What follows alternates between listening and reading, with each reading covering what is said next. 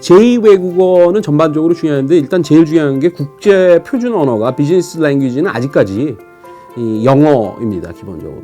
그래서 영어를 유창하게 잘하는 것보다 모든 문서를 영어로 읽고 그다음에 과감하게 영어로 커뮤니케이션 할 수 있는 능력, 영어로 문서를 작성하는 능력은 거의 그 권장되는 상황이 아니라 필수적인 상황이라고 생각을 하셔야 되고 그다음에 이제 두 번째가 앞으로나 지금까지의 트렌드를 보면 사실은 이제 이미 학생들이 다 알고 있을 거예요. 중국어.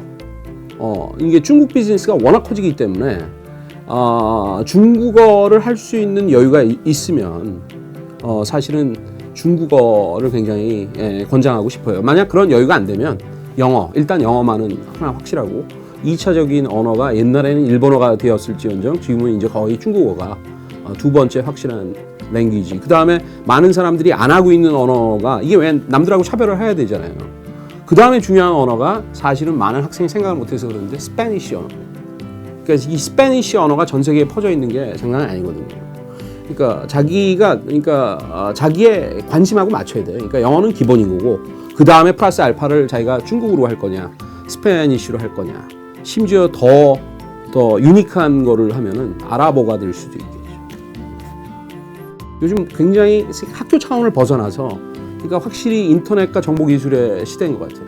다양한 동호회들이 많이 있는데 그 동호회 한두 개 정도는 가입을 해서 그 동호회가 예를 들어서 시덥지 않은 경우에는 과감하게 탈퇴를 하지만 괜찮은 경우에는 굉장히 얻을 게 많이 있다. 그래서 자기랑 비슷한 사람들을 생각을 하는 사람들을 찾아가지고 뭔가 미래의 불확실성을 뭔가 토론과 생각의 공유로서 해결할 수 있으면 훨씬 좋을 수 있는 것 같아요. 이 위키피디아, 구글링 이거를 활용만 잘해도 자기의 관심 쪽으로 이렇게 많은 정보를 찾는 습관. 요새는 어떤 정보를 탐색하는 역량에서 기본적으로 딴 학생하고 차이가 날 수 있다라는 거죠. 많은 자료가 그거 하기 때문에. 그래서 자기가 어떠한 평소에 관심을 가지고 어떠한 정보를 접하고 또 필요한 경우에서는 또 어떠한 서적을 접하고 열심히 읽고 뭐 이러한 것들이 굉장히 중요한 평소에 이거 꼭 경영학과만은 아니라 일반적으로 얘기가 되는데 경영학하고 관련된 키워드 토픽의 정보 탐색 그리고 읽는 능력 이런 것들이 굉장히 중요한 거죠. 경영학과만 들어가서 경영학과만 공부한 학생들이 오히려 굉장히 불리해질 수 있는 환경이에요. 지금은. 그러니까 딴 학과 예를 들어서 나는 수학과를 전공을 하면서 경영학을 복수 전공을 했다. 나는 예를 들어서 어떠한 특정 뭐 영어라든지 지역학을 공부를 하면서 경영을 전공했다. 쪽에서 보면은 기업에서 신입사원 뽑을 때는 경영에 아주 심층 전문가를 원하는 건 아니거든요. 그러니까 오히려 중요시 여기는 게 사람과 어울릴 수 있는 인성, 적극적인 마인드, 그 다음에 경영의 기초적인 지식들을 보고 나머지들은 사실은 뭔가 자기가 관심을 가지고 있는 뭔가 적극성 아니면 뭐 어떠한 몰입 이런 걸 보기 위해서 경영학 말고 뭐에 관심이 있느냐 이런 질문들이 들어올 때 보면 만약 경영학과 학생이 들어와서 저는 4년 내내 경영학만 했습니다.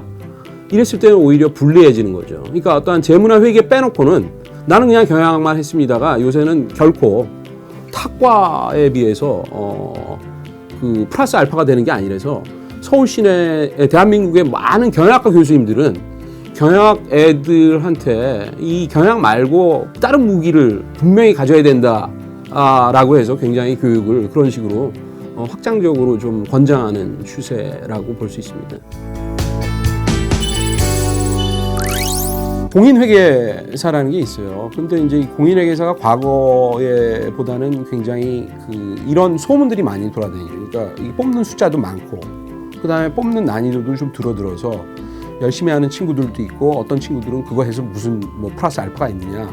공인회계사 땄다고 공인회계사가 뭐 잘 되는 것도 아니고 취업도 잘 되는 것도 아닌데, 근데 저는 공인회계사를 할 수 있는 여유가 있다면 열심히 공부하는 게 경영학과 학도로서 굉장히 좋은 일이라고 생각이 됩니다. 그 다음에 경영 컨설턴트나 교수 잡은 한 3, 4학년 때부터 마음을 먹기 때문에 그걸 차분히 중부해가지고 유학 준비를 하거나 이렇게 갈 수 있는 그러한 것이 명확히 있고, 그 다음에 이제 아직까지 없어지지 않는 게 그 고급 공무원이 되기 위해서 행시나 아니면은 좀 괜찮은 5급, 뭐 6급의 공무원 준비를 한다든지, 그 다음에 그러니까 공직에 관심이 있어서 공무원이나 아니면은 공공기업이라고 있어요 요새.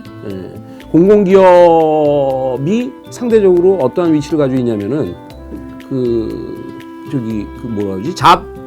직업의 안정성이 상대적으로 높다고 생각을 해가지고, 그러니까 성적 좋은 애들이 많이 준비를 해서 공기업 취업이 하늘의 별따기예요. 이런 트렌드가 주로 이제 성적이 좋은 학생들 쪽에서 트렌드에서 나타난 게, 원래는 법조계로 가고 싶은, 로스쿨로 가고 싶은데 학부에는 그게 없기 때문에 법학전문대학을 염두에 두고, 이게 공부를 잘하는 친구들을 보면은 이게 이렇게 나름대로 이렇게 커리어를 보면 경영학과를 졸업한 다음에 로스쿨로 가면은 뭔가 상법이랑 비즈니스랑 관련된 변호사가 될 수 있기 때문에, 그러니까 로스쿨 가려는 친구들이 굉장히 많은 건 사실이에요. 그 다음에 이제 별 생각 없이 한 군대 갔다 와서 아니면 3학년 때부터 이제 준비해가지고 대기업을 준비하는 학생들, 대기업을 준비하는 학생들은 사실은 굉장히 그 일률적으로 얘기하기는 힘들지만 좀 성숙해야 되는 과정이 필요한 건 사실이에요. 그래서 그 기업이 특히 내가 취업하려는 기업을 저는 이런 조언을 많이 하는데, 과거에는 예를 들어서 한 30개를 원서를 넣어. 응? 그건 굉장히 확률이 낮은 게임이라는 거지. 그러니까 요즘 기업들이 원하는 거는 그 업종을 중요시 여기고 그 업종에서 해당 기업이 어떠한 위치까지 가고 있는지 자세히 아는 건 아니지만 좀 들여다보고 생각을 해봤던 학생들을 원하기 때문에 자기가 평소에 관심이 있는 업종을 한 3가지, 4가지로 줄여야 된다는 거예요. 과거에서부터 얼마 전까지는 금융권은 금융 3종 세트 자격증이라고 그래가지고 굉장히 특이한 정보를 요구를 했었어요. 근데 금융권도 지금은 예를 들어서 그거 옛날의 트렌드고 3종 자격증이 있다고 그래가지고 취업이 잘 되는 시절은 이미 한 5년 전에 지나갔습니다. 그래서 자기가 얼마나 진짜 진취적이고 기업과 경영에 대해서 이해를 하고 금융권이 하는 역할에 대해서 이해하는 친구들이 오히려 들어가지 3종 세트 있다고 들어가는 시대는 아니기 때문에